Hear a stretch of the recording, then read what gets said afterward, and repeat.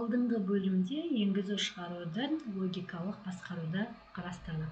Енді енгізу шығаруды буферлеуді қарастырамыз. Үстеме шығындарды азайту және тиімділікті арттыру үшін кейде нақты сұранысқа дейін деректерді алдын ала оқу және деректерді нақты сұраудан сәл кейінірек жазу ыңғайлы. Бұл технология буферлеу ретінде белгілі. Әртүрлі буферлеу әдістерін қарастырған кезде енгізу шығару құрылғыларының екі түрі бар екенін есте ұстаған жөн. Блокқа бағытталған және ағынға бағытталған. Блокқа бағытталған құрылғылар ақпаратты блоктарда сақтайды. Әдетте белгіленген өлшемді және блок бойынша деректерді тасымалдауды жүзеге асырады. Блок номерін пайдаланып деректерге сілтеме жасай аласыз. Дискілер мен USB кілттері блок негізіндегі енгізу шығару құрылғыларының мысалдары болып табылады. Жіпті қорғау құрылғылары блоктық құрылымсыз байттардың құрылымданбаған ағындары түрінде деректерді тасымалдауды жүзеге асырады. Бұл құрылғылар тобына терминалдар, принтерлер, байланыс порттары, тінтуір және басқа да құрылғылар жатады. Сондай-ақ сыртқы жад құрылғылары болып табылмайтын көптеген құрылғылар кіреді. Бір буфер схемасы ағынды бағытталған енгізу шығару жолымен немесе байтпен қолданылуы мүмкін. Қос буфер. Ол бір буферлік схеманы екі жүйелік буферді қолдану арқылы жақсартуға болады. Енді процесс деректерді буферге жібереді немесе одан оқиды. Ал операциялық жүйе екіншісін босатады немесе толтырады. Бұл технология қос буферлеу немесе буферлік алмасу деп аталады.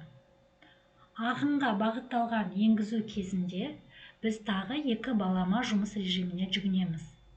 Жолды шығару кезінде процесті тоқтата тұру қажеттілігі келесі жолды шығару кезінде екі буфер бос болмаған жағдайда ғана туындайды.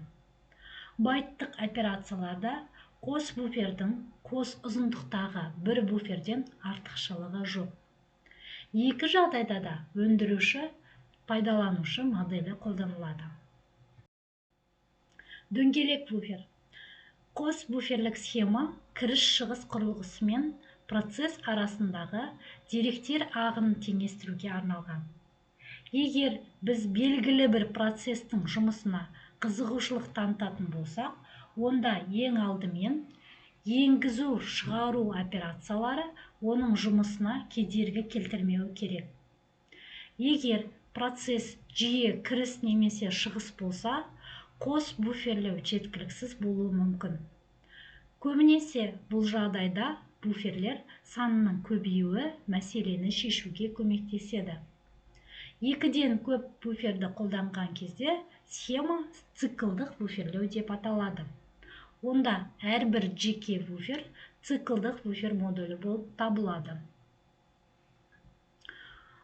Буферлеу ол енгізу шығару сұрауларының сандағы өсулердегі тегістеуге арналған әдіс. Енгізу шығару сұраулары бар әртүрлі процестер және құрылғылардың бірдей әртүрлілігі бар көп тапсырмалы ортада буферлеу операциялық жүйенің тұтастай өнімділігін де, жеке процестердің өнімділігін де арттыра алатын құрал болып табылады. Алдарыңызда енгізу шығаруды буферлеудің схемасы көрсетілген. Буферлеусіз, яғни бұл жерде енгізу шығару құрылғысы енгізе ғана. Бір буферлеу, яғни операциялық жүйеге енгізу шығару құрылғысы енгізіп және көшіре алады. Екілік буферлеу, яғни қос буферлеу, ол бізде енгізу шығару құрылғысы арқылы енгізіп және көшіре алады. Егер де бір буфер бос болған жағдайда, оны толтырады немесе уақытша қосуға болады. Дискіні жоспарлау. Процессорлар мен негізгі жадтың жылдамдығын арттыру дискіге қол жеткізу жылдамдығымен салыстырғанда үлкен қорғасымен жүзеге асырылады. Сондықтан дискілік жүйенің өнімділігі өмірлік маңызды мәселе болып табылады. Және оны жақсарту жолдары іздеуге көптеген зерттеу жұмыстары жүргізілді. Диск өнімділігі опциялары. Дискінің енгізу-шығару әрекетінің нақты мәліметтері компьютер жүйесіне, операциялық жүйеге, енгізу-шығару арнасының сипатына және диск контроллерінің аппараттық құралына байланысты. Диск жұмыс істеп тұрған кезде оның айналу жылдамдығы тұрақты болады.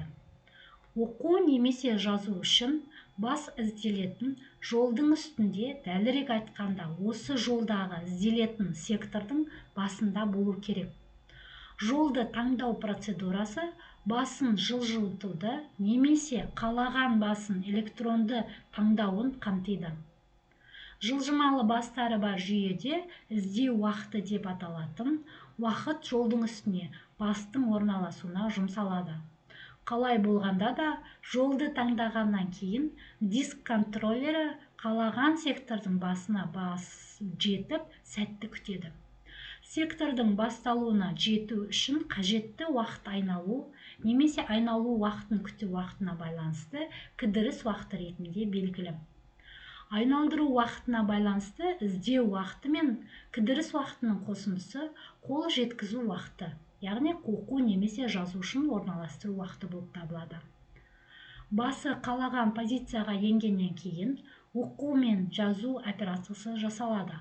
Ол сектордың бастың астындағы қозғалысы кезінде жүзеге асырылады. Бұл енгізу-шығару операциясы кезінде деректерді тікелей беру болып табылады. Деректерді беру үшін қажет уақыт беру уақыты деп аталады. Бұған қоса, әдетте дискінің енгізу-шығарумен байланысты бірқатар басқа кешігулер бар. Процесс енгізу-шығару сұрауын орындаған кезде соңғысы құрылғының қолжетімді болуын күтіп тұрған кезекке қойылуы керек. Осыдан кейін құрылғы процеске тағайындалады. Құрылғы енгізу-шығару арналарын басқа дискілермен ортақ пайдаланса, арна қолжетімші болғанша күту қажет болуы мүмкін. Осыдан кейін ғана бұрын талқыланған дискіге тікелей қол жеткізу жүзеге асырылады. Келесі бөлімде дискті жоспарлау стратегиясын қарастырамыз.